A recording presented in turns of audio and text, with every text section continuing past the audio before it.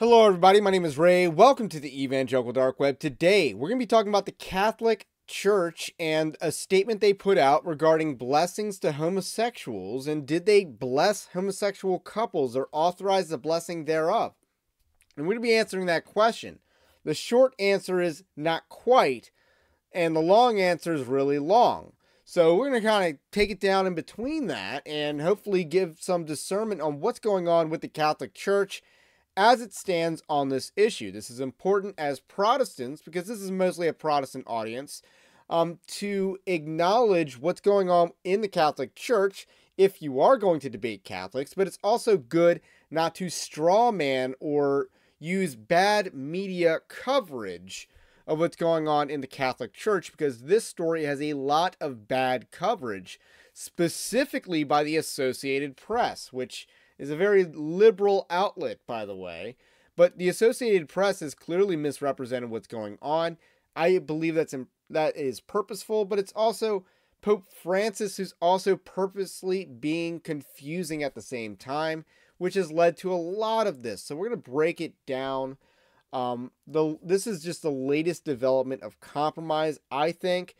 And Pope Francis has written a foreword to a Bible commentary that is very pro-homosexuality. Like, it literally tries to exonerate modern homosexuals, in its commentary on verses like Leviticus 18 and Romans 1, and it doesn't really touch the issue on 1 Corinthians 6. So we did that live stream with the other Paul. We're going to mention the other Paul for his analysis on this document that was put out by the Catholic Church. But first, I want to let you know, Evangelical Dark Web is a Christian news gathering and commentary ministry. You can support our work over at evangelicaldarkweb.org/join, linked in the description below. But the least you can do is like this video, subscribe to the channel, to the podcast, if you are new. So, with that said, we have this long thing, and this webpage has like all the different languages in it. But what's important to point out is what it says right here in the presentation. So, as with the Holy Father's above-mentioned response to the dubia of two cardinals, this declaration, so this is a declaration, they're not saying it, they're declaring it, remains firm on the traditional doctrine of the Church about marriage not allowing any type of liturgical rite or blessing similar to a liturgical rite that can create confusion. The value of this document, however, is that it offers specific and innovative contribution to the pastoral meaning of blessings, permitting a broadening and enrichment of the classical understanding of blessings, which is closely linked to a liturgical perspective. Such theological reflection, based on the pastoral vision of Pope Francis, implies a real development from that which has been said about blessings in the magisterium and the official text of the Church. This explains why the text has taken the typology of a declaration. So this is a development on the Catholic Church's view on blessings. Now, from reading this, I get the impression that the Catholic Church uses blessings very loosely. So part of how they use blessings is to describe praying for someone, and asking God to intercede on their behalf. So that is part of it. Now, I do get a stronger sense to it. There is more of a process of spontaneous blessings, but because of their view of priest and, intercession, that's kind of how it works here. So this does matter. It is not just saying as simply as it's, this is a bigger deal than a lot of people are trying to imply. So there's a huge debate in Catholics about whether this is affirming homosexuality or not. So Catholics are kind of in a state of heated debate over this. So let's go to some analysis. I like the other Paul. He's a friend of the channel, been on here several times.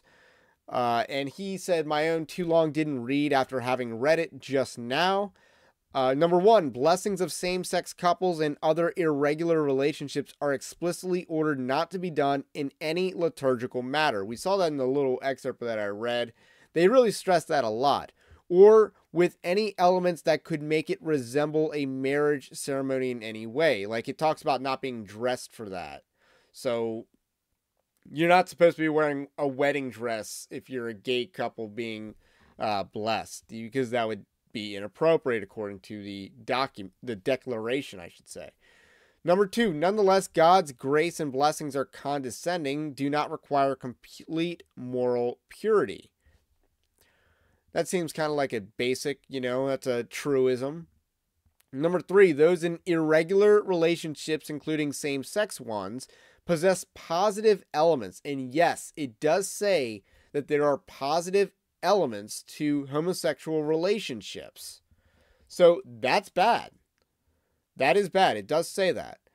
So how much can you trust this? Number four, blessings may be granted to the above in a non-liturgical manner, perhaps even preceded by prayer. So that, again, further describing the process of how this is supposed to be done. Number five, the recipient must be committed to conforming to God's will. Importantly, it is not commanded that they explicitly acknowledge the sin of an irregular relationship, only that they are sinners in a generic sense. Priests are never called to admonish them for such particular sins. And he continues with the addendum by highlighting what I just kind of highlighted. The informal granting of blessings of SS couples is explicitly acknowledged as a development in the concept of blessings. So there is a real change here, not mere reiteration of which is already the case. So we have seen some analysis that's kind of like split decision on this. Like, for instance, this is the Associated Press. Associated Press says the Pope says priests can bless same-sex unions. Requests should not be subject to moral analysis. So that's kind of not true. That's a misrepresentation of what the primary source document says. It does not say the union can be blessed. It says that the two people in the union can be blessed. And perhaps even, both receive blessings as a couple. So that is the confusing part. Now, again, the moral analysis part, referring back to what Paul said about whether they needed to acknowledge the particular sin that they're in, which they don't. So that is the confusing parts here. Megan Basham, another friend, says a lot of moving parts here, but a significant one is that the reporting from the AP and other legacy outlets is not accurate. I believe they know it's not accurate, but this is a way to pressure the Catholic Church to take this position. And they are bringing this pressure to bear on all major denominations. Because again, this isn't just about the Catholic Church. The Catholic Church is not the only denomination that's battling this issue. We all are. We all are battling this issue. Some are doing it more competently than others. The Catholic Church is not doing it very competently. Anyway, in conclusion, the Catholic Church is being confusing on this issue, and their confusion isn't helpful. They're trying to combat priests that are, blessing gay marriages, while also trying to say in their commentaries, Pope Francis endorsed a commentary that completely goes and opens the door to pro-homosexuality. So the Catholic Church is really trying to, speak out of both sides of their mouths on this issue. And it's not working out so well. It's just creating a lot more confusion. And perhaps Pope Francis is just that. He's an agent of chaos. He speaks with two sides of his mouth, and you don't really know where he stands on a whole lot of issues. So that's my take on that. Hopefully we don't misrepresent the Catholic Church and their problems and struggles, especially as we share many of the same struggles in this case, the issue of homosexuality and same-sex attraction. We share that issue as well. Now, the Catholics don't have a biblical view on concupiscence, but nonetheless, if they lose this fight, that's not good for anyone.